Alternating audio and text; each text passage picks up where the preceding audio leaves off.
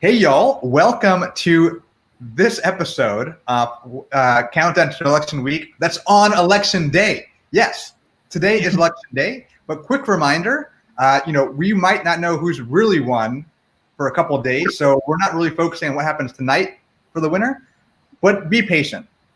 Today, as always, we have Diana Gomez, Ed Espinosa, and Wesley Story, our experts at Progress Texas on everything related to this election. So let's start with the quick icebreaker. We're in the midst of an election, and last night was Election Day Eve. What are your Election Day Eve rituals going into an election day? Ed, do you want to start?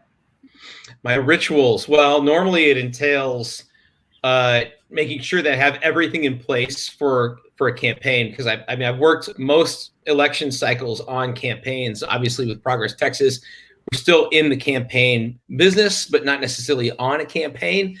So this is such an unusual campaign. I feel like last night I spent time going over some data, some of the early vote numbers, going over talking points, and then like 2 or 3 hours just doom scrolling while laying in bed, trying to figure out like how I was going to prepare for this day. And I ended up preparing for it by a lot of wine and then getting about a full 90 minutes of sleep before just giving up and then just jumping right into the day today. There's some record numbers, Ed. Yeah, that's right. Diana, how about yourself? So yesterday was the Day of the Dead, Dia de los Muertos. So I was listening to the Coco soundtrack and just cooking, and also similar to Ed, preparing for bed with some good old doom scrolling. And Wesley, what about yourself? So I too was doom scrolling and much too late into the night. So I would say if I have any kind of like tradition when it comes to like really important events like this, it's that I can't sleep. I just have too much energy and often too much anxiety, which I wouldn't say I'm anxious right now, but I stayed up really late into the night. And I think in some ways that actually helps me, because it helps me like prepare for the next day. I was putting in a lot of work last night too, trying to get ready for today, just all of the different scenarios that could happen. One thing that one of the folks on our team, Sarah Gutierrez, she posted today on Slack was the best way to describe how we're feeling right now is somewhere between Christmas Eve and the night before a liver transplant. And I think that really like encapsulates this feeling really well. It's like, I'm excited. It's like, it's Christmas Eve, like so much exciting things are about to happen. But at the same time, I'm like nervous and like, don't quite know how to feel. So yeah. That makes perfect sense. And for myself, I don't know if y'all watched the show Psych. It's on Amazon Prime. That is like my comfort show. And so before I went to bed, I watched like 2 episodes because like when I'm with those guys on the show, I just like, it's like very relaxing. So today is Election Day. And there's a lot of things that we should be looking out for. A big one, hopefully a very big one, is turnout.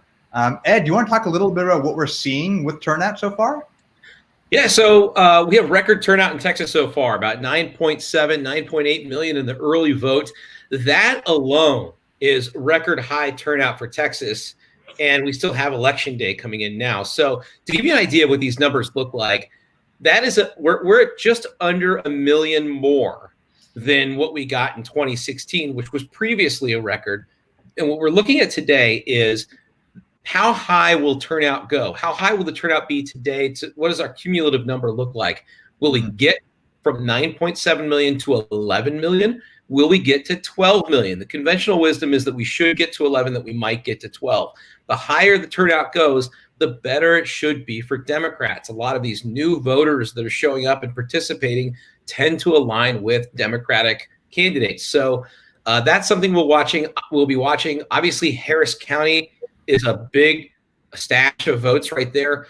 Dallas is another big stash. But what we also want to find out is, how are the small counties, how are the rural counties going to show up? Because that's a place where conservative and Republican types tend to do better as well. There's no way to know until the polls close at 7 and the numbers start to come in. But those are the things that we'll be watching very closely. Yeah, absolutely. And, Wesley, you shared this earlier on Twitter, but there's a lot of really innovative ways that groups are trying to turn out the vote. There's one happening right now in Travis County. What's going on here? Yeah, so mariachis are actually playing at polling locations across the state today, and they're doing that to encourage people to just get out and vote. Let me list off a few of the different counties that they're going to be in today. So they're going to be in Bexar County, Cameron County, Hidalgo County, Maverick County. What was that? Sorry. Bear County. Bear. They're going to be across the entire state, and so I think that if you're interested in actually like catching up with them and meeting them at the polls, then you can go to their Facebook page to get a little bit more information about what time they're going to be at certain locations. Their Facebook is Yo Voto y Grito. I feel like I'm butchering that because I'm terrible with my Spanish. But yeah, you can visit their Facebook page, and I guess we could comment that on the Facebook video as well, Satvik. But it's just a fun way to encourage people to get out and vote, and that there's stuff like that happening across the state. Yeah, absolutely. So if we have this really big turnout, Diana, what is one big thing that we could flip at the top of the ticket? Oh my gosh, at the top of the ticket? Oh, I feel like for me, that would be near the top, probably the, well, I guess a couple things I'm thinking of flipping, and that would be the Senate seat. You know, we're looking at MJ there.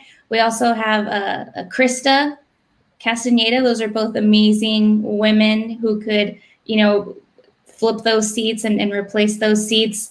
And then also besides those, we're looking at a lot of congressional seats that could be flipped. One in particular that I'm super looking forward to and that I've been following is the congressional seat for Gina Ortiz-Jones. And that is a huge part of Texas. I think one of the biggest congressional seats in Texas for sure, maybe even the country, but it stretches a huge part of South Texas and even goes towards the border from San Antonio to the border. And that's been Republican with Will Hurd there, but now that he's not running for re-election and Gina was so close at winning that seat last time, I'm really excited to see her finally flip that seat today maybe, or, you know, this week. I'm excited.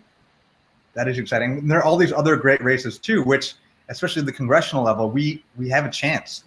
Wesley, I know you've been following the Texas House. What are you seeing there? Yeah, so there are 22 flippable districts as far as the Texas House goes in this election, and I think that Texans we're going to flip the Texas House. I say that and I'm confident in it because there are just so many different opportunities and ways that we can win. We actually have a blog up about that on our website if you want to go check it out, and it lists the 22 different flippable districts. But I think what we're seeing is the candidates are getting out and really campaigning, and we've seen, like we were mentioning earlier, the turnout is super high in a lot of those different areas. You know, these are areas that are next to kind of large big cities or like the suburbs of those big cities. And so we've seen population growth in those areas. And as Ed mentioned, when we have higher turnout and we have population growth over the last few years, it really tends to lean Democrat. And so that's what we're seeing with the Texas House right now. Wow. And so Ed, and I'm going to change a phrase that we use. Who is the big donkey in the room tonight? You know, like forget the big elephant in the room. Mm-hmm. If things really turn out, what could happen at the very top of this ticket? I mean, the presidential race is the thing that the whole world is looking at right now, right? So, as you know, what we mentioned earlier, what Wesley was just saying is that as the population grows, as the electorate grows, that's better for Democrats and for Democratic candidates. And in this case, you know, the polling for Biden and for Trump in Texas has been very close. And in fact, yesterday, polling came out that showed the last poll of Texas showed that the race was at 48.1 to 48.1. Of course, the 2020 campaign is going to end in dramatic fashion like that. So I think that there's a real chance that that Joe Biden could surprise a lot of people and win in Texas, and would turn out this high, especially like I mentioned in places like Harris County and Dallas County. It's there's a real possibility. So yes, I think that at the top of the ticket, people will be watching. Can Joe Biden deliver on Texas? And here's the other thing to think about, going back to what Diana was saying about the congressional seats, what Wesley was saying about the state House seats, is that if Biden can deliver on Texas, if the margin is wide enough, that is to say, if he's not just winning by like 1 point, but if he can extend it to like 2 points and 3 points, at that point, you start bringing in other seats with you. The U.S. Senate race, MJ Hagar and John Cornyn, which had 22% undecided last week. It's crazy. Yeah. The better Biden does, the better things go down the ticket. It is going to be exciting. Ed, Diana, Wesley, are there any races in specific? I know, Diana, you mentioned Gina Ortiz-Jones, but Wesley, Ed, are there other races that like you both are particularly interested in this year? Or today, I guess? So as far as for me, I'm in the congressional district where Mike Siegel is running. And so I'm really following his race as well. He's running against Michael McCall, who's actually like the richest or one of the richest, if not the richest members of Congress. And over the last few months, he's a landlord, and he's been responsible for quite a few different evictions taking place here in our area and across the state. And so I'm really following that race closely because I think that Mike Siegel has a really great chance at flipping the seat, and I'm really hoping that happens. How about you, Ed? You know, I am really intrigued by what's happening in Collin County. Like, Collin County is this suburb just north of Dallas that was long considered a Republican stronghold up until about 2012. And then that started to erode in 2016 and again in 2018. And I think Democrats have a chance to win Collin County in 2020. And with it, there's 2 seats up there. There's Sharon Hirsch running for a state legislative seat. And then, is it Sergio Lopez who's running for the other seat? The 2 state legislative seats up there, and then Lulu Cycli running for the congressional seat as well. Collin County is going to be a really interesting place tonight, and for me, that is a bellwether region. That whole Metroplex area is, but in particular, Collin is intriguing. Ed, for those who might not know what that term means, do you want to tell me what bellwether means? Bellwether is just kind of like when you have like 254 counties, right? So like the bellwether precinct is the one, or not the precinct, bellwether county, bellwether races are the ones you look at that tell you more than just what's happening in that particular locality. Like, it just has larger ripple effects. If something is happening here, it means larger things across the board. Yeah, absolutely. And Diana, I'll give you a last word. Are there any other races that you are specifically zoned in on? Yeah, I have paid a lot of attention specifically in Central Texas. I'm hoping for some folks to keep their seats, like James Tallarico, who's done a really great job, and Aaron Zwiener. They both have started out really great. Some of the smartest politicians that I've met. Zwiener represents my home county of Hays County, which has just completely transformed ever since I was a kid, from red to blue now, with Aaron's help and with a lot of folks that have moved to Hays County. So it's been amazing to see this county transform. And I think Hays County is an example for a lot of rural counties across Texas. This is the beginning. This wave will continue, and it'll continue today. Yeah, so actually we just got a question from Pat Ellis on Facebook, wondering about what are the prospects for Wendy Davis in Texas 21? Has one of you followed that race particularly closely? I think Ed actually did an interview about this a few days ago, right? Texas 21. Actually, that's the one with Wendy Davis running against Chip Roy. It's a really interesting district. It was an open seat 2 years ago. Chip Roy won that seat by like 2 points, somewhere in that neighborhood. And Wendy decided to run in 2020, and she's been running really strong. I think she's got a real chance to win that seat. And it's interesting because Austin is obviously the most liberal part, and then Hill Country is the really heavily gerrymandered district, is the most conservative part. And everything in between is kind of a battleground. So you've got the western part of Hays County, and then you've got the northern part of Bexar County. So it really depends on, I think that Bexar County and Hays County are the ones that are going to decide the outcome of that race. So another interesting one to watch tonight. Well, there's a lot of interesting stuff to watch, but the most interesting that we can watch today is the polls.